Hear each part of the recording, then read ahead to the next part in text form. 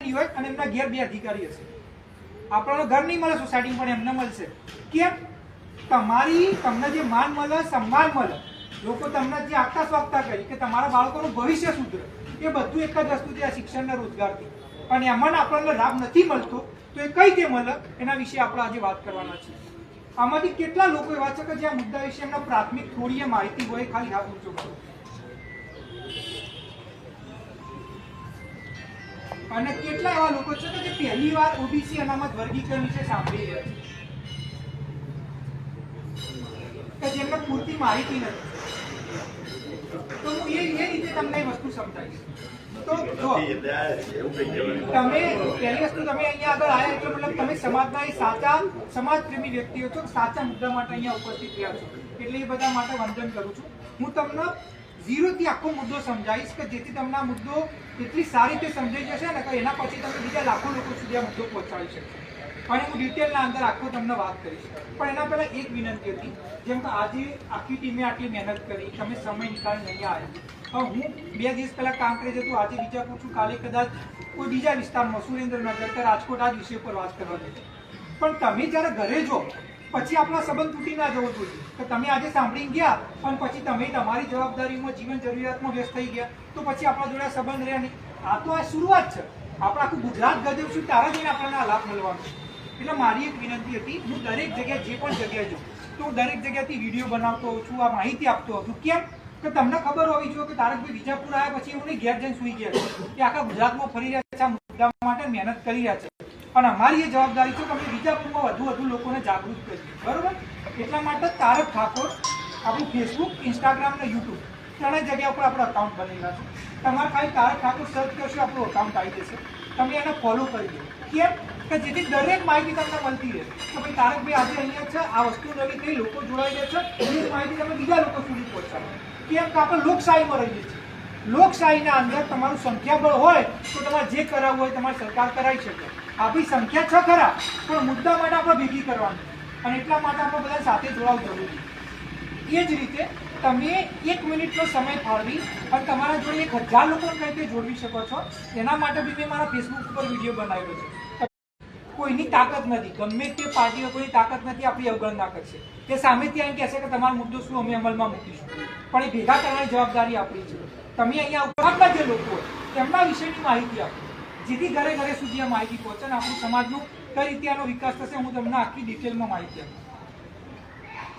ગુજરાતના અંદર 1978ના અંદર એક સર્વે થયું તો ભાઈ એવી કઈ જ્ઞાતિઓ છે કે જેની સામાજિક શૈક્ષણિક રીતે હજી એમનો વિકાસ નથી થયો, એમના બાળકોને જે રોજગાર જોઈએ નથી મળતું, એમને સારી શિક્ષણ સંસ્થામાં જે એડમિશન જોઈએ નથી મળતું. બરોબર?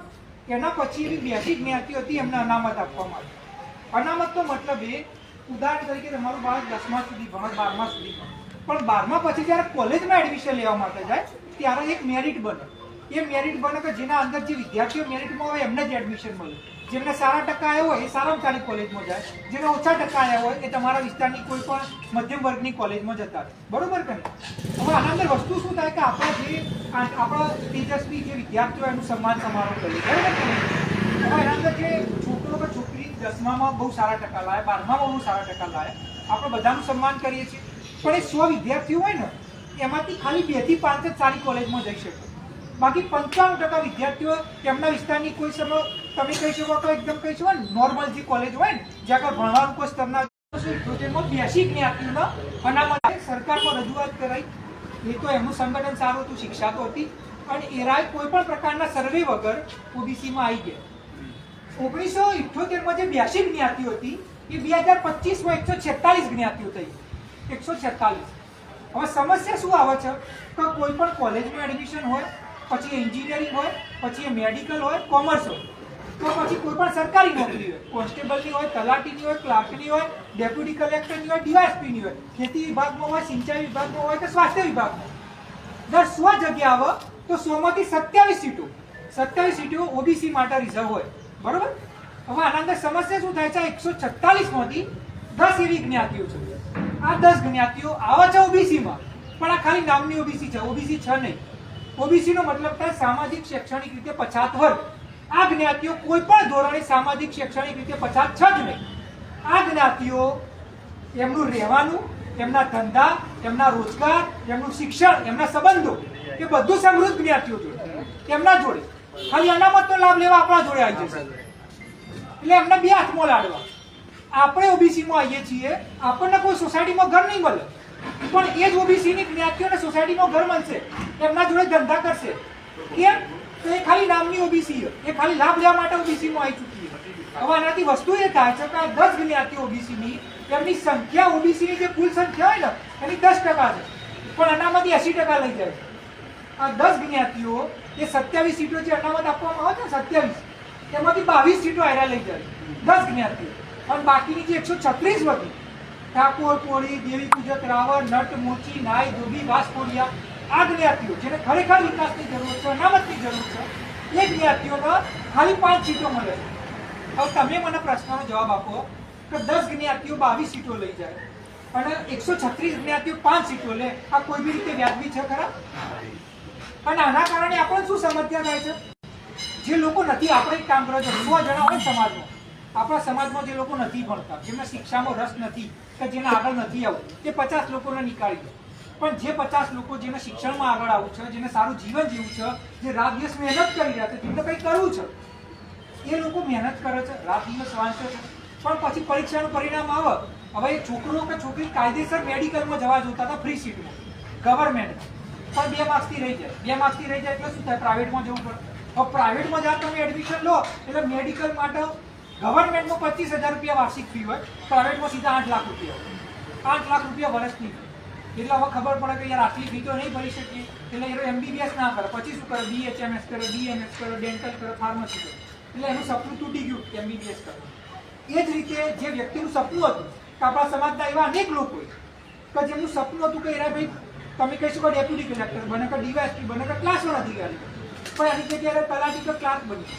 અને જ્યારે તલાટી ક્લાર્ક બનવું ત્યારે તો નોકરી જ ના મળે.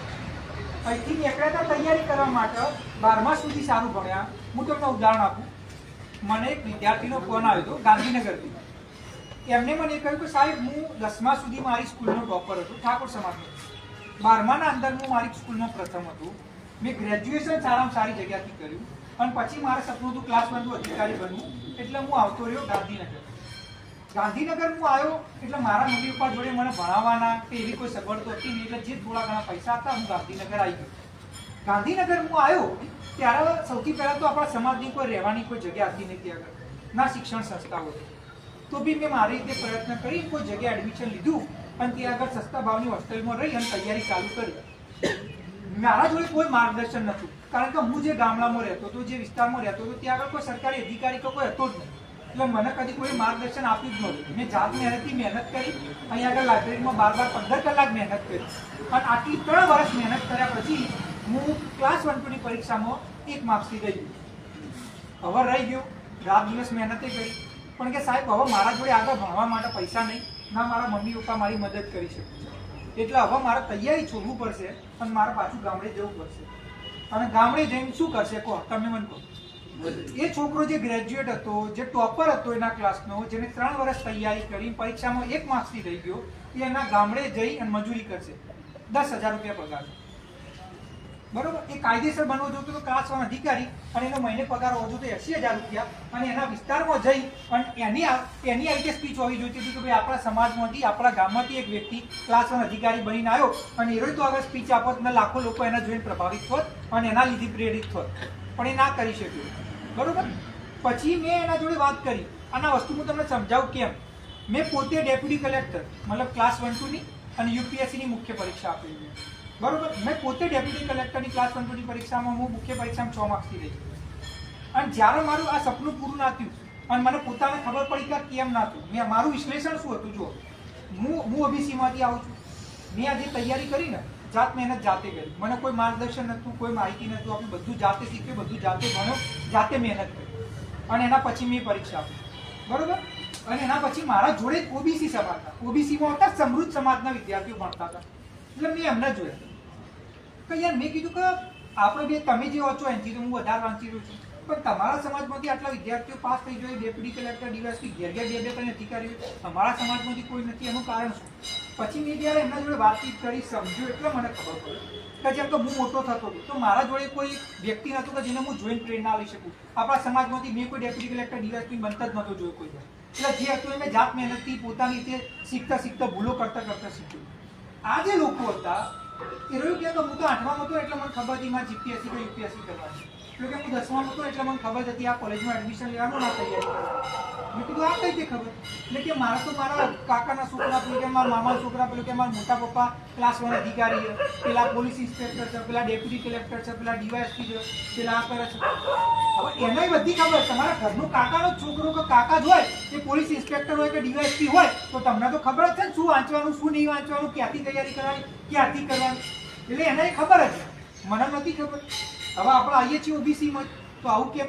આવું એટલા માટે કે આ જે જ્ઞાતિઓ પાછળથી ઓબીસીમાં આવી ગઈ એ એમનો શિક્ષાનો સ્તર વધારે છે.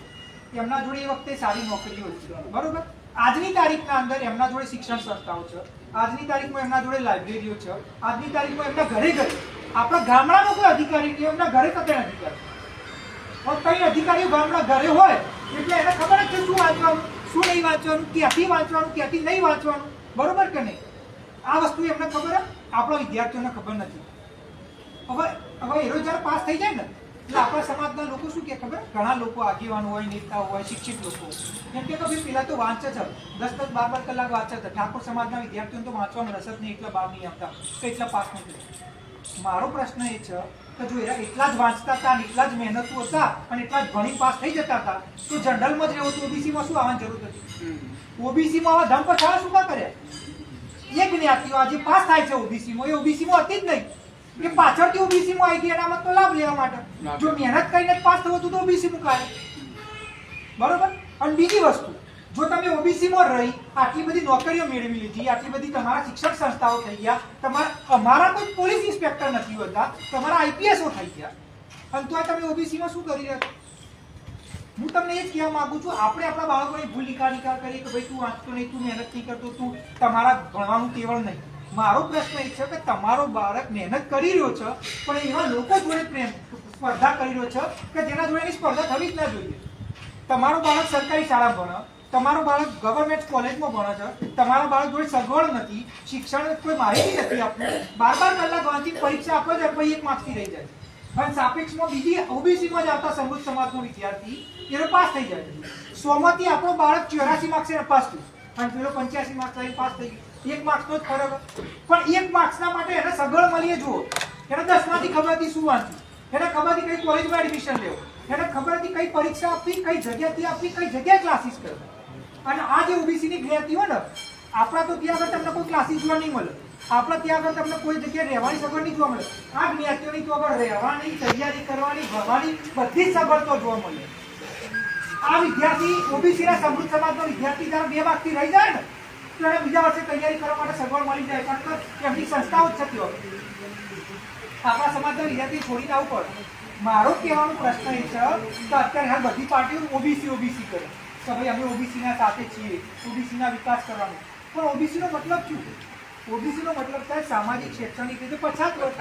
તો જેના અંદર જે વ્યાખ્યામાં આવે છે, જે સમાજને એની જરૂર છે એને તો તમે એનામાં આપી નહીં રહ્યા. જે બની બેઠેલા ઓબીસી એ બધું લઈ જાય છે. જે આજની તારીખમાં દરેક જગ્યાએ નોકરી કરતા હોય, સમૃદ્ધ હોય, એમને ઓબીસીમાં લાવવાનો મતલબ તમે કહો હોવા જોઈએ કે ના હોવા જોઈએ? અને એટલા માટે સુધારો થવો જોઈએ. આપણે આપણા બાળકોની ભૂલ ક્યાં સુધી? જે બાળક 100 માર્ક્સની પરીક્ષામાં 50 માર્ક્સ લાવ્યો અને નપાસ થયું, આપણે એની વાત જ નહીં કરતા. જે બાળક 85 માર્ક્સે પાસ થવા જોતું અને 84 માર્ક્સ લાવ્યો અને નપાસ થયો, આપણે એની વાત કરીએ. અને આપણા સમાજમાં આજની તારીખના અંદર એવા અનેક લોકો છે, અનેક વિદ્યાર્થીઓ, એવા દીકરા દીકરીઓ છે કે જે કાયદેસર ક્લાસ 1 અધિકારી, કાયદેસર MBBS ડોક્ટર, કાયદેસર સારામાં સારું શિક્ષણ મેળવવા જોતા હતા, પણ આપણી જગ્યાઓ આ લોકોએ ભરી દીધી એટલે આપણને ના મળી અને એટલે આપણા વિદ્યાર્થીઓ ઘરે જતા અને એમને નોકરી ના મળી. તો હું એમ કહેવા માંગુ છું, આનું સમાધાન આ વસ્તુ 1992માં સુપ્રીમ કોર્ટ આખા ભારતની સૌથી મોટી અદાલત એને એમ કહ્યું હતું કે ભાઈ ઓબીસીમાં બધી જ્ઞાતિઓ સરખી ના હોય, જે જ્ઞાતિઓ સમૃદ્ધ છે એ બધો લાભ લઈ જશે અને આવું ના થવું જોઈએ, એટલા માટે તમે અનામતમાં વર્ગીકરણ કરો. સુપ્રીમ કોર્ટે ચુકાદો આપ્યો, આ વસ્તુ સંવિધાનિક છે, કાયદાકીય રીતે સાચી છે, અને આજની તારીખમાં ભારતના 12 રાજ્યોમાં વસ્તુ અમલમાં છે. બિહાર, હરિયાણા, રાજસ્થાન, મહારાષ્ટ્ર, આંધ્રપ્રદેશ, આ બધી જગ્યાએ ભાજપની સરકાર, આ બધી જગ્યાએ અમલમાં. ગુજરાતમાં ભાજપની સરકાર, અહીંયા અમલમાં નથી. કોંગ્રેસની સરકાર તેલંગાણા, કર્ણાટકમાં છે, અહીંયા આગળ વર્ગીકરણ અમલમાં છે, અહીંયા આગળ અમલમાં નથી. હું એમ કહેવા માંગુ છું કે ગુજરાતની જે સૌથી 2 મુખ્ય પાર્ટીઓ પક્ષમાં અને વિપક્ષમાં, જે બીજા રાજ્યોમાં અમલમાં કરાવી શકે છે, તો અહીંયા આગળ એમને શું વાંધો આવે છે? અને આ વસ્તુ આવવાથી ફાયદો શું થશે હું તમને એ સમજાવું. 100 માર્ક્સની પરીક્ષા હોય, ઉદાહરણ તરીકે એક 100 માર્ક્સની પરીક્ષા હોય, અને આ પરીક્ષા જે પાસ કરે એ ડોક્ટર બને, એન્જિનિયર બને, ચાર્ટર્ડ એકાઉન્ટન્ટ બને, ક્લાસ 1 અધિકારી બને, ડેપ્યુટી કલેક્ટર બને, ડીવાયએસપી બને. બરોબર? હવે આ પરીક્ષામાં જે જનરલ કેટેગરી હોય, પટેલ, બ્રાહ્મણ, વાણિયા, એમનું કટ ઓફ આવે 85 માર્ક, ઓબીસીનું કટ ઓફ આવે 83 માર્ક. બરોબર? તો આ જે સમૃદ્ધ સમાજો હતા, જેમ કે પાટીદાર સમાજે, એમને એમ કહ્યું કે ભાઈ અમારા સમાજમાં જે ગરીબ લોકો હોય એમને અનામત મળવી જોઈએ, અને એમને માગણી કરી, એમને આખું ગુજરાત ગજવ્યું, એમને 10 લાખ લોકો ભેગા કર્યા અને એમને અનામત મળી ગઈ. ઈડબ્લ્યુએસ અનામત 10% મળી. આજની તારીખમાં ઈડબ્લ્યુએસનું કટ ઓફ આપણા કરતાં ઓછું આવે, મતલબ આપણું 82 આવે તો એમનું 81 કે 80 આવે. બરોબર? એમની માંગણી હતી કે ભાઈ અમારા ગરીબ વિદ્યાર્થીઓ મળે, એમની માંગણી કરીને મળી હતી, આપણું હવે 82 માર્ક્સ. હવે આનંદ સમસ્યા શું થાય ખબર? તો હવે તમે મેં કીધું કે સમૃદ્ધ જ્ઞાતિઓના વિદ્યાર્થીઓને સગવડ મળે, માહિતી હોય એટલે પાસ થઈ જાય 84-85 લાખ. આપણો વિદ્યાર્થી એકાદો પાસ થઈ જાય 82-83, એટલે આપણે ખુશ થઈ જઈએ તો કોન્સ્ટેબલ બની ગયા, તલાટી બની ગયા, ક્લાર્ક બની ગયા. મારો પ્રશ્ન એ છે કે ક્યાં સુધી કોન્સ્ટેબલ, તલાટી, ક્લાર્ક જ બનવાનું? આવડો મોટો ગુજરાતમાં સમાજ હોય, તમારી 30% ગુજરાતની કુલ સંખ્યાની 30-30%, 40% સંખ્યા હોય, તો દર 100માંથી તમારા ક્લાસ 1 અધિકારી કેમ ના હોય? આજની તારીખમાં આપણા જોડે ડેપ્યુટી કલેક્ટર, ડીવાયએસપી ક્લાસ 1 અધિકારી કેમ નહીં? એટલા માટે નથી કે આપણા વિદ્યાર્થીઓ 1-2 માર્ક્સથી રહી જાય છે અને નિષ્ફળ થઈ જાય છે. વર્ગીકરણ થશે તો ઓબીસીમાં 2 મેરિટ બનશે.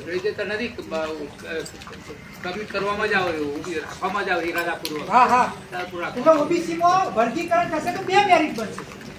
એક મેરિટ બનશે આ સમૃદ્ધ જ્ઞાતિઓ માટે કે જે ઓબીસીમાં છે પણ બધા લાભ લે છે, એમના ઘેર અધિકારીઓ છે, એમનું કટ ઓફ આવશે 84 માર્ક્સ. અને ઓબીસીનો બીજો ભાગ બનશે કે જેમાં આપણે આવીશું, અને આપણું કટ ઓફ આવી જશે 83 જગ્યાએ સીધું 70. 13 માર્ક્સનો ફરક. હવે આટલામાં જે પણ વ્યક્તિ અહીંયા બેઠા હોય, તમે કોઈ પણ તમારા બાળકો હોય કે તમારા કોઈ આજુબાજુમાં ઓળખી જાઓ, ખાલી કોઈ પણ વ્યક્તિ એવું કહી શકો કોઈ વ્યક્તિને ઓળખાવ ખરા કે જે કોઈ જગ્યાએ એડમિશન લેવાનું હતું પણ 1, 2, 3, 4 માર્ક્સ ઓછાયા એટલે એની એ જગ્યાએ એડમિશન ના મળ્યું, બીજી જગ્યાએ મળ્યું? આવા કોઈ વ્યક્તિને ઓળખાવ તો ખરા? તમે તો હાથ ઊંધો કરો.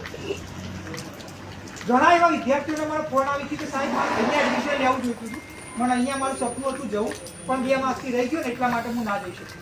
તમે વિચાર કરો, જ્યારે કોઈ પરીક્ષામાં 1-1 માર્ક્સથી 1000 વિદ્યાર્થીઓ રહી જતા હોય, ત્યાં આગળ જો આપણું કટ ઓફ 10, 15, 20 માર્ક્સ ઓછું આવશે તો આપણા કેટલા વિદ્યાર્થીઓ પાસે? આજની તારીખના અંદર 100 જગ્યાઓ હોય ને તો આપણા કોન્સ્ટેબલના અંદર ને 2 થી 3 જણા પાસ થતા હશે, તલાટીમાં 2 થી 3 જણા પાસ થતા હશે. ત્યાંથી આગળ તમે ક્લાસ 3માં જો ને પીએસઆઈમાં તો 100માંથી એકાદો પાસ થતો હશે, અને તમે ક્લાસ 1-2માં જાઓ ને તો આપણો જે પાસ જ નહીં થશે, કોઈ જ નહીં. એટલે યુપીએસસીના આઈએસ બનવાની તો વાત જ છોડો. આ વાસ્તવિકતા છે. વર્ગીકરણ અમલમાં આવશે, વર્ગીકરણ અમલમાં આવશે તો જે કોન્સ્ટેબલ 100માંથી 2-3 પાસ થતા હતા ને એના જગ્યાએ સીધા 15 થી 20 થશે. જે તમારા પીએસઆઈ 1 પાસ થતો હતો 100માંથી, એના જગ્યાએ સીધા 10 પીએસઆઈ પાસ થતા 100માંથી. અને તમારો આજની તારીખના અંદર એક ડેપ્યુટી કલેક્ટર, ડીવાયએસપી નથી, દર 100 ભરતી આવશે ને એમાં તમારા 5 થી 10 ક્લાસ 1-2 અધિકારી બનશે. પણ વર્ગીકરણ અમલમાં આવ્યા પછી આવતા 5 વર્ષના અંદર ગુજરાતના દરેક જિલ્લામાં આપણો ડેપ્યુટી કલેક્ટર, ડીવાયએસપી. હવે આનાથી શું ફાયદો થશે? આનાથી ફાયદો એ થશે કે આપણે જ્યારે એમએલએ ચૂંટીએ તો 5 વર્ષ માટે તમારી સેવા કરી, પણ જ્યારે તમે કોઈ અધિકારી તમારા સમાજનું બને ને 25 વર્ષે તો 58 વર્ષ સુધી જોબ કરે, મતલબ કે 30 વર્ષ એ જગ્યા ઉપર કામ કરે, અને તમારા સમાજનો વ્યક્તિ તો એને તમારા પ્રત્યે લાગણી હોય, અને તમને ખોટા કિસ્સામાં તો થોડો તમને ફાયદો કરાવો. કઈ રીતે? આજની તારીખમાં આપણા સમાજના ઘણા લોકો હોય કે જે કોઈ બી કચેરીમાં જતા ને કે ભાઈ અમારે આ ડોક્યુમેન્ટ કઢાવો તો અમારે આ યોજનાનો લાભ લેવો છે, તો જે અધિકારીઓ હોય શું કરે ખબર? કાલે આવે, કાલે કાલે કાલે, એટલે એટલી વાર કાલે કાલે કરે કે પેલો એ પત્રની તો વાત છોડ દે, કચેરીનું બધું નામ ભૂલી જાય કે જવું જ નહીં. એને ફરક જ ના પડતો, એને લાગણી જ ના હોય, એને એવું હોય કે ભાઈ કાલ આવતો જ ના આવતો શું ફરક પડે? બરોબર? હું તમને એક ઉદાહરણ આપું. લલિતસિંહ વાઘેલા આપણા સમાજના ક્લાસ 1 અધિકારી, એના સબ રજિસ્ટ્રાર તરીકે કામ કરતા હતા કલોલના અંદર. ત્યાં આગળ આપણા સમાજનો એક ગરીબ ખેડૂત હતો, એની કરોડો રૂપિયાની જમીન હતી. એ કરોડો રૂપિયાની જમીન પચાઈ પાડવા માટે અમુક લોકો ખોટા દસ્તાવેજો ને એ બધું કરવા માટે એમના જોડે આવ્યા. એટલે એમને ખબર પડી કે ભાઈ આ ખોટી રીતે મારા સમાજના ગરીબ વ્યક્તિની જમીન પડાવવા આવ્યા છે.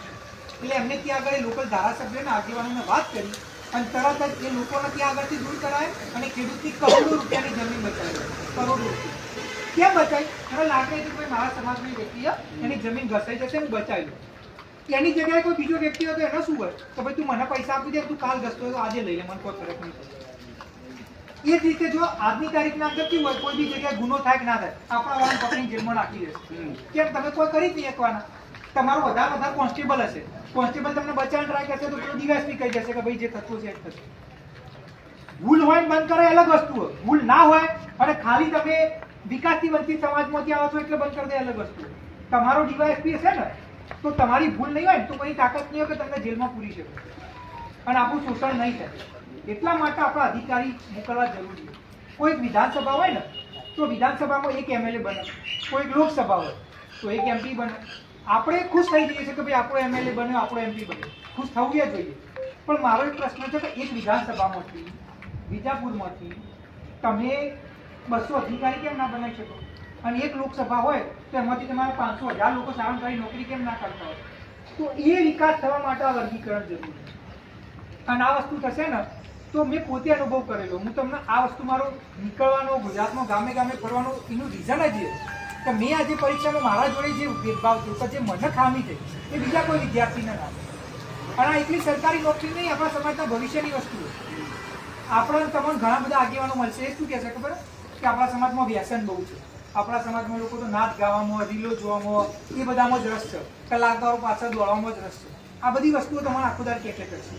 મારો ખાલી એક પ્રશ્ન તમને, આપણો સમાજ જ ખાલી કલાકારોમાં ગરબા ગાવા માટે જાય, બીજા સમાજો ઘેર બેહીને નહીં જતા રહે? આપણો સમાજ જ વ્યસન કરે, બધા સમાજ બીજા સમાજો વ્યસન નહીં કરે? મારા બધા સમાજમાં ભાઈબંધો બધા જ વ્યસનો કરે.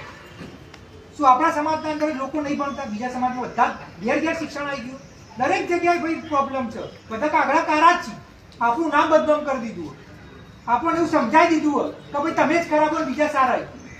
એમ કહી દીધું હોય કે ભાઈ તમારા બાળકો નહીં ભણતા બીજાને ભણી, તમે દારૂ પીવા બીજા નહીં ભણતા, તમારા ઘરના બહાર નહીં નીકળવું બીજા નીકળવું, એટલે તમને ક્લાસ 1 નોકરી મળશે તો તમે બહાર નહીં જાઓ? ક્લાસ 1 નોકરી મળે, લાખ રૂપિયા પગાર મળતું હોય, નામ સન્માન ઇજ્જત મળતું હોય તો આખા ગુજરાતના અંદર નોકરી કરવા જશે કે નહીં જોઈએ? જેને મળે છે એ જાય છે, જેને નથી મળતું એ નહીં જતા. એટલે તમે અમારી ભૂલ કાઢ કરો, એના કરતી સમાધાન શું હોય તમે એમને એ કહો. આ જે ઓબીસીમાં સમૃદ્ધ જ્ઞાતિઓ છે એ ઓબીસીમાં નથી, એમને એમના આગેવાનો જોડે ગયા, એમને કીધું કે સાહેબ અમારો ઓબીસી નો લાભ લેવો છો, તમે એમને ઓબીસી માં લઈ જાઓ. તો એમના નેતાઓ એમ કીધું કે ના ભાઈ ઓબીસી નો લાભ તો ના મળે, ઘેર બેન વાંચવાનું કરો, તમે ઓબીસી અનામત નો લાભ લીધા ઘેર વાંચવાનું કરો, મહેનત કરો અને મહેનત કરીને પાસ કરો. તમારે ભણવું નહીં એટલે તમે અનામત નો લાભ લેવા, એવું નતું કીધું એમ, એવું કોઈ નતું કીધું. એમના નેતાઓ એમ કીધું કે તમારે ઓબીસી જવું, અમે તમને અંદર લઈ જઈશું અને લઈને આવતા રહે. અને કોઈને ખબર ના પડી આજે ઓબીસી માં આવી ગયા. તો મારો પ્રશ્ન એ છે કે જ્યારે આપણે આપણા હકની વાત કરીએ, આપણે સાચા ઓબીસી હોય અને આપણે અનામતની વાત કરીએ અને આપણા આગેવાનો કહે કે આપણા જે લોકો કે ભાઈ મહેનત કરો, વાંચો, ભણો, વાંચો, તો મારો પ્રશ્ન એ છે કે વાંચીએ તો છીએ જ ભાઈ, પણ જે અમારો હક હોય અનામતનો એ કેમ ના લઈએ? આખા ગુજરાતનો સૌથી સમૃદ્ધ સમાજ હોય પાટીદાર સમાજ, એમના જોડે સૌથી વધારે શિક્ષણ સંસ્થાઓ, સૌથી વધારે શિક્ષણ, એમના જોડે અધિકારીઓ સૌથી વધારે. તો પણ એમને લાગ્યું કે ભાઈ અમારા સમાજના ગરીબ વર્ગ માટે અનામત જોઈએ છે તો એ લેવા નીકળે કે ના નીકળે? લઈ લીધું. બરોબર કે નહીં? તો મારો પ્રશ્ન એ છે કે આપણે તો પહોંચ્યું જ નહીં શિક્ષણ, આપણને તો લોકો નોકરી જ નહીં પહોંચ્યા, તો આપણને અનામતનો લાભ મળવો જોઈએ કે ના મળવો જોઈએ? મહેનત તો કરવાની જ છે, પણ મહેનત કર્યા પછી નિષ્ફળ કેમ થઈએ છીએ કે અનામતનો લાભ નહીં મળતો? એટલે આપણને આજે કોઈએ ગોળ ચોંટાડ્યો ને તો ભાઈ ભણો, મહેનત કરો, મહેનત કરવાની, જીવનમાં સૌથી વધારે મહેનત છે, પણ મહેનત કર્યા પછી નિષ્ફળ થશે તો શું કરશે?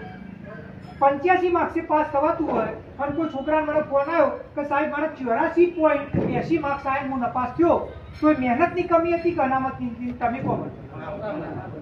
તો આના અંદર તો મહેનત તો સવાલ જ ક્યાંથી આવે? આ તો ભરાઈ દીધું હોય કે તમે ભાઈ અહીંયા રચ્યા પચ્યા રહો, અમે તમારી ભૂલ કાઢ કરી એટલે તમે કઈ માંગણી જ ના કરી. કેમ ભાઈ અમારામાં શું કરવું છે? તમારા બાળકો 10 કલાક વધી તો અમારા 10 કલાક વધી, તમારામાં ઉંમર તો મૂક્યા નહીં થઈ. અમારા બાળકો તમારા જોડે સ્પર્ધા કરી શકે? ફરક એટલો છે કે તમારા જોડે બધી સગવડ છે, તમારા જોડે માર્ગદર્શન છે, તમારા જોડે અધિકારીઓ છે જે તમને માર્ગદર્શન આપો, અને અમારા સુધી હજી પહોંચી નથી શક્યું. જો ગુજરાતમાં ઓબીસી અનામત વર્ગીકરણ હોત ને આજથી 50 વર્ષ પહેલા, હું તમને ગેરંટી આપું છું કે ગુજરાતના દરેક જિલ્લામાં, દરેક તાલુકામાં આપણા ક્લાસ 1 અધિકારી હોય. અને આપણી નિષ્ફળતા છે કે એને અમલમાં ના લઈ શકે. બિહાર રાજ્યમાં 1978 થી ઓબીસી અનામત વર્ગીકરણ અમલમાં છે. 50 વર્ષ થયા, 50 વર્ષ. ત્યાં આગળ આજની તારીખના અંદર ઓબીસીમાં વર્ગીકરણ, ત્યાં આગળ ઓબીસીમાં 30% અનામત હતી ને, તેમાંથી 12% અનામત આપવામાં આવી હતી ઓબીસીના સમૃદ્ધ જ્ઞાતિઓને, અને 18% આપવામાં આવી હતી ઓબીસીમાં વિકાસથી વંચિત સમાજને. એના કારણે બધા સમાજોનો વિકાસ થઈ શક્યો. જો ત્યાંના આગેવાનો, ત્યાંના નેતાઓ, ત્યાંના લોકો 50 વર્ષ પહેલા કરી શકતા હોય તો આપણે 50 વર્ષ પછી ના કરી શકીએ? આ કેમ જરૂરી છે તમે એ સમજો. ખાલી એક વ્યક્તિ બીજાપુરમાંથી, એક આપણા સમાજનો વ્યક્તિ કાલે વર્ગીકરણ થયા પછી ડેપ્યુટી કલેક્ટર બનશે ને, એક છોકરો ખાલી બનશે ને તો એક દીકરી બનશે. જેટલા બી વિદ્યાર્થીઓ ને જે અત્યારે ભણવા ધ્યાન નહીં આપતા, કે જે આડાવડા પટ્ટીકા, આડાવડા રવાડી ચડેલા, એ બધા લોકોને લાગશે કે ભાઈ મારા સમાજનો, મારા જ બેકગ્રાઉન્ડનો, મારા જ વિસ્તારનો એક વ્યક્તિ ગરીબ વર્ગનો જો મહેનત કરીને ડેપ્યુટી કલેક્ટર બન્યો તો એ મહેનત કરશે કે નહીં કરે? અત્યારે હાલ એના માટે પ્રેરણા આપવા કોઈ વ્યક્તિ જ નહીં. અને એટલા માટે એને લાગે બધા રખડી મુજે રાખું. પણ જ્યારે એને ખબર પડશે કે મારી બાજુની સોસાયટીમાં, કે મારા બાજુના જ ગામમાં રહેતો કાકો સમાજનો દીકરો કે દીકરી ડેપ્યુટી કલેક્ટર કે ડીવાયએસપી બની, અને જ્યાં ડીવાયએસપી બની એના વિસ્તારમાં આવશે અને એના ત્યાં આગળ એક મીટિંગ કરશે તો એ યુવાનો બોડા થઈ જશે. કારણ કે એ જે વ્યક્તિને માન મળશે, જે સન્માન મળશે, અહીંયા આગળ આટલા લોકોએ, ઉદાહરણ તરીકે અત્યારે હાલ મિનિમમ 25-30 લોકોએ મને હાર પહેરાવી મારું સન્માન કર્યું. તો અહીંયા આગળ જે યુવા હોય એને એવું તો થવું જોઈએ કે તારકભાઈ શું કર્યું કે જેથી આટલા લોકો એમને સન્માન કરી રહ્યા છે, આટલા લોકો અહીંયા આગળ બોલાવી રહ્યા છે, આટલા એમને માન આપી રહ્યા છે. તો યુવામાં ધગર જાગશે કે નહીં જાગે તો હું એ કોક કરું કે જેથી મારું એ કાલ સન્માન થાય, મારું એ નામ થાય, મારા મા બાપને ગર્વ થાય. પણ એ જોશે તારે થશે ને, અને થવું જ જોઈએ. થાય જ, કેમ ના થાય? પણ એના માટે ઉદાહરણ રૂપ તો આપણા સમાજમાં લોકો હોવા જોઈએ ને, અને આનાથી થશે. અને આ નથી થઈ શકતું એટલા માટે આપણો સમાજ પાછળ. આપણા સમાજમાં ઘણા લોકો ને દારૂબંધી માટે પ્રયત્ન કરે, વ્યસનો રોકવા માટે, પછી કુપ્રથાઓ રોકવા માટે, બાળ લગ્ન રોકવા માટે પ્રયત્ન કરે, બરોબર? આ વસ્તુ કેમ નથી રોકાતી? આટલા વર્ષોના પ્રયત્ન પછી આ રોકાય છે, નથી રોકાતી. એનું કારણ તો તમે જો કોઈ વ્યક્તિ હોય ને એ નવરો બેઠો, એના જોડે નોકરી નથી, એના જોડે શિક્ષા નથી, એના જોડે જીવનમાં કોઈ ધ્યેય જ નથી, નવરો બેઠો, તો શું કરશે? મોબાઈલ મચેડશે, પાનના ગલ્લા ઉપર જશે, પાનના ગલ્લા ઉપર જઈને ગુટખા ખાશે, સિગરેટો પીશે, સિગરેટો પીધા પછી દારૂ ખવડશે, અને દારૂ પીધા પછી એ જ રવાડામાં અને એ જ વસ્તુમાં લાગ્યો રહેશે, બરોબર? કેમ કે એના જોડે કઈ જીવનમાં કરવા હતું જ નહીં. અને આપણે સાંભળેલું છે ગુજરાતીમાં, આપણે કહીએ તો નવરો બેઠો નફો જ વાળો, આ વસ્તુ એના જોડે થશે. પણ એ જ જગ્યાએ જો એ બાળક 10માં 12માં સારું શિક્ષણ મેળવશે, એના પછી એને સારી જગ્યાએ નોકરી મળશે, અને નોકરી કર્યા, ઉદાહરણ તરીકે 12માં પછી એ ગ્રેજ્યુએશન સારી જગ્યાએ કર્યું અને એને સારી જગ્યાએ નોકરી મળી ગઈ. હવે નોકરી મળી અને 50 આજની તારીખમાં તમે કોઈ પણ પ્રાઇવેટ સેક્ટરમાં જો ને તો તમે સારામાં સારી નોકરી લો, તમે મહિને 50-60 હજાર રૂપિયા પગાર મળે. ક્લાસ 1 અધિકારી મળો તમારે 60-70 હજાર રૂપિયા મહિને પગાર મળે, બરોબર? એના પછી જે માન મળે, જે સન્માન મળે એ તો અલગ જ, બરોબર? ઉદાહરણ તરીકે એ છોકરો જ્યારે એને નોકરી લાગી જાય, એની વાહવાહી થાય, એનું માન સન્માન મળે. એ છોકરો જ્યારે સવારે 9 વાગે ખબર છે કે ભાઈ 9 વાગે ઉઠી મારે નહીં જોઈને મારે નોકરીએ જવાનું, અને નોકરી જ્યાં પછી રાતે આવશે, રાતે એને ખબર છે કે ભાઈ ખાઈ પી મારા ઘરવાળો જો સમય પસારી મારે આરામ જ કરવાનો. એના જોડે વ્યસન કરવા માટે, ખોટા રવાડે જવા માટે, ખોટી સંગતો કરવા માટે સમય જ નહીં, અને નહીં જ કરે. એટલા માટે વ્યસન બંધ કરવાથી કે બોલવાથી, ભાષણ આપવાથી નહીં થાય, કુરિવાજો બંધ નહીં થાય. દીકરીના લગ્નો આપણે કહીએ કે ભાઈ બાળ લગ્ન થાય તો એવી રીતે બંધ ના થાય. જ્યારે તમારી દીકરી 8માં સારામાં સારું ભણશે, તમારી દીકરી MBBS કરતી હશે, કે તમારી દીકરી ચાર્ટર્ડ એકાઉન્ટન્ટ ભણતી હશે, કે તમારી દીકરી PSI બનશે, તો એના લગ્ન 18 વર્ષે થશે ખરા, તો 16 વર્ષે થશે ખરા? ભણશે તો ઓટોમેટિક લગ્ન પાછળ જ થવાના છે. એટલે આ બધી સમસ્યા પાછળ આપણે વળીશું કંઈ નહીં થાય. એનું સમાધાન એક જ છે, અનામત વળીશું. તમે બધા જે અહીંયા ઉપસ્થિત છો તમને હાથ જોડીને એક જ વિનંતી કરું છું. આજે આપણે શરૂઆત કરી છે અહીંયા આગળ વિજાપુરમાં. દરેક વ્યક્તિ તમારા ઘરના, તમારા આપણા સગા સંબંધીઓ અને આપણા સમાજના જેટલા લોકો હોય એટલા લોકોને સાથે જોડો. આપણા ફેસબુક, ઇન્સ્ટાગ્રામ અને યુટ્યુબ ઉપર આ બધી જ માહિતી હું આપું છું રોજ. એના સાથે જોડાઈ જાઓ, અપડેટ રહો, લોકો સુધી માહિતી પહોંચાડો. અને અહીંયા આગળ આવતી વખતે આપણે મીટિંગ કરી જિલ્લા સ્તરે, ત્યારે કઈ રીતે આપણે હજારોની સંખ્યામાં 10 ગણા 20 ગણા લોકો ભેગા કરી શકીએ એના માટે પ્રયત્ન. બાકી તમારે કઈ બી પ્રશ્ન હોય, તમારે કઈ પણ સૂચનો હોય, તમે મારો કોન્ટેક્ટ કરો, મને જણાવો, તો આપણે એ રીતે એના અંદર આગળ વધારીશું. અને અહીંયા આગળ ઉપસ્થિત રહ્યો, તમે બધા મને સાંભળ્યો, દિલથી આભાર માનું